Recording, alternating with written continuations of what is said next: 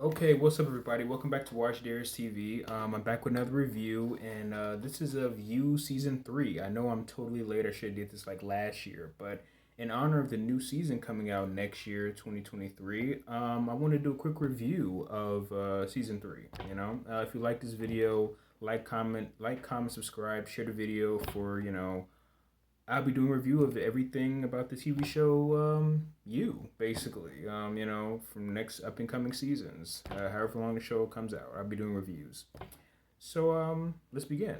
So, you stalks, not you, Joe stalks the new neighbor Natalie, and they basically make out, but Joe stops and decides to, sleep with his wife Love instead. This season he's starting off as a father and stuff like that, as a family man, with his son Henry. So it's kind of different from the first two seasons where he was just sort of like a lone wolf going around stalking chicks. Now he's a family man and a husband, which is a really interesting turn of events. Love finds Joe's box of Natalie, this new crush that he has at the beginning of the season. Finds a box of, creepy stuff they usually keep in there, kind of like what he did with the blonde chick from season one. I forgot her name, but, I'm just going to call her Blondie. Then she ends up killing Natalie. Joe and Love are, to me, like, in this season, they're kind of like almost like a weird serial killer version of Mr. and Mrs. Smith almost. They both just killing people left to right in this season. Or maybe it's almost, I can say, kind of similar to anybody ever watched the show Dexter. They're like Dexter and Hannah almost if they started a family. It's a very, I think honestly I could say I probably could see a TV show where it's just them two, in a household trying to be a normal family, but they can't help themselves because they're crazy.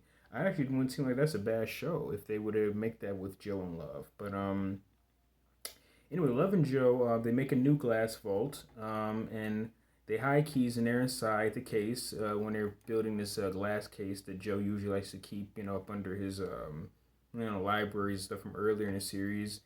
And they even start to sort of plot against each other by hiding keys inside the vault, just in case of that sort of hints that later on in the season they're going to be bumping heads and colliding with each other almost.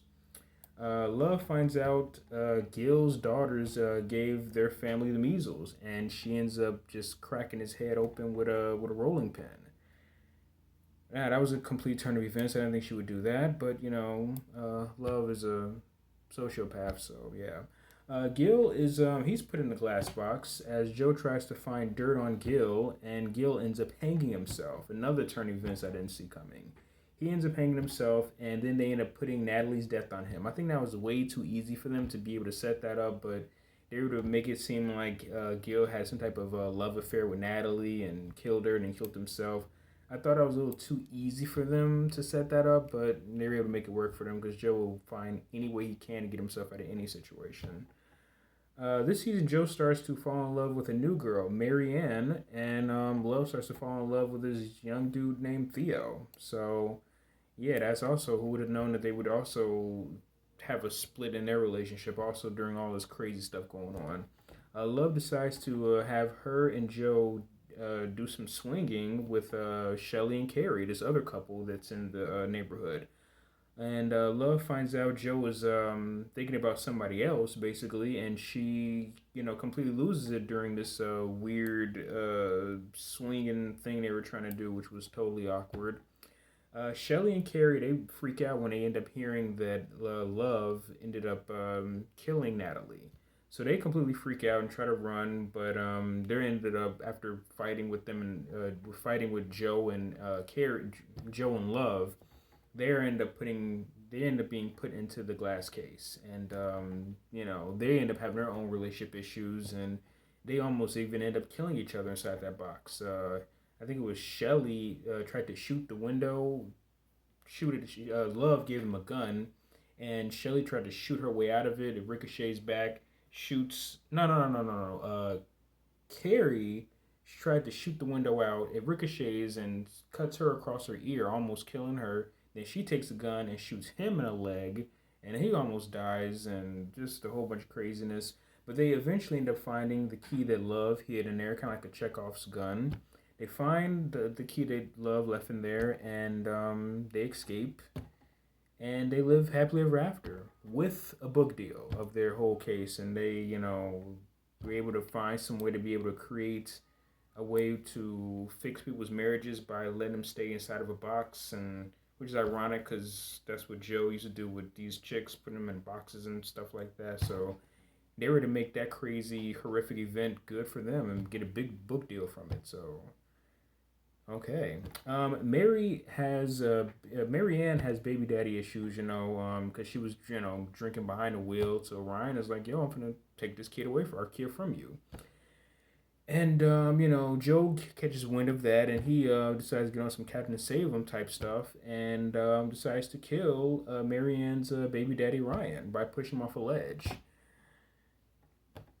And we all know that Joe has a thing for pushing people off of heights, as you can see earlier in the series. He pushed a couple people off of buildings, and he pushed Carrie off of a ledge into some woods, and just he has a thing for pushing people off stuff. So yeah, so he ends up killing his basically crushes baby daddy to make her feel better. So complete psycho Joe is.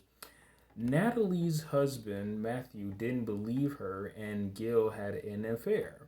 And he starts to basically suspect it was Joe in love. Matthew decides to do some snooping, and his simp stepson ends up finding out, and Theo ends up telling Love about it. So that clearly didn't turn into anything good. Love ends up betraying Theo and completely cracks his head with a fire extinguisher, but luckily he survives, and Joe ends up saving him. So yeah, this guy Theo is really lovesick. Love finds out Joe killed Marianne and gets jealous. Not killed Marianne. Love finds out that Joe killed Marianne's boyfriend for her. Of course, she doesn't know that though, but she's jealous. It's like, yo, you killed for this girl, and you know what I mean, after everything we've been through. So she gets jealous and tries to kill Joe, but he ends up completely outsmarting her. And this is like my favorite scene of the season. He ends up finding out that she's been in the garden cooking these weird flowers like wolfbane and stuff like that. He ends up finding out a cure like for wolfsbane. He takes it, and when she drugged him, he took some type of antidote for the drug so he can get himself out of being paralyzed. Then he paralyzes her. I thought that whole thing was incredibly smart. This thing that makes the character Joe so impressive. I like where he can think several steps ahead. He will always find any way he can to get out of any situation. I like that. That was really clever.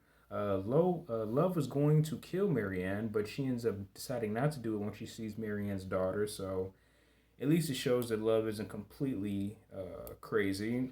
And Joe also was tipped off about how Love is from her mom, Dottie. Love's mom, Dottie, tells her that basically Love killed her husband, her ex-husband with wolfbane. Also, I think she even says something that she killed her previous husband with wolfsbane. So yeah, so she has a thing for wolfsbane. So definitely Joe caught wind of that. Did some research. So he got help from the internet and from his wife's his mother-in-law. So yeah, he was able to get out of that. Smart move by Joe. He ends up staging his own death, all this other stuff like that. He stages it, fakes his death. You know what I'm saying? He cuts his toes off and stuff like that, which is probably not a problem for him to cut off a body part because he already lost a finger. But he stages his own death and stuff like that, sets it up and makes it seem like Love was the one that, was doing all the killing and all the crazy stuff. And he ends up leaving his son with Dante, the couple. And, it kind of reminds me so much of Dexter. I don't mean to keep bringing up Dexter, but it's like he fakes his death, leaves his son with somebody else, and goes off to someplace else after faking his death. It reminds me so much of the way Dexter went. I probably shouldn't have said that because some people haven't seen Dexter yet, so spoiler alert. Sorry. He leaves his son with Dante, like the rest of Dexter, and then he ends up deciding to go to Paris to basically chase after his crush, Marianne. And that's how season 3 ends. Just going off little things there about this season. Joe didn't seem like he wanted a son because he was scared that his son was going to be like him. That was pretty impressive. Kind of similar to Dexter. Joe cannot. He was never able to really connect with his son. He always had problems with him, but they eventually connect over, him talking about his childhood. I thought it was a cool twist about Natalie's ring having a GPS system in it. I thought it was pretty cool. I thought it was kind of funny. The episode three's title is called "Missing White Woman Syndrome." I thought that was funny. Joe has the measles, and okay, then now when there's a scene where Joe ends up having the measles, and he's talking to his dark passenger or something like that, kind of like, well, Dexter. I thought that was pretty interesting. He's talking to like his dark twin or whatever like that. I thought that was really interesting scene. Just then they had that episode where there was like a anti-vax episode. I think were they trying to sort of talk about pushing the vaccine? I was unsure about that. Was the whole theme of it, the whole measles stuff, where they're talking about people who weren't vaccinated, where there was that sort of metaphor for getting the vaccine. If you think anybody think about that, comment below. Let me see. Joe wants to. I thought the scene was kind of cheesy where Joe ends up making out with Marianne and the sprinklers come down. I thought that was cheesy, but I did like the part where he says that, in his head that, there's a chance that Love might end up, trying to kill her for doing this. But I thought the whole, kissing in the rain was so corny and cheesy. Joe has a narration. Okay, so Joe had his narration sort of like with his dark twin while he was going crazy over the measles. But Love also has her own scene where she talks to 40 in her own sort of narration. I thought that was pretty interesting also. Crazy scene where Love's mom Dottie was driving with her son. Crazy. That was a wild scene. Let me see.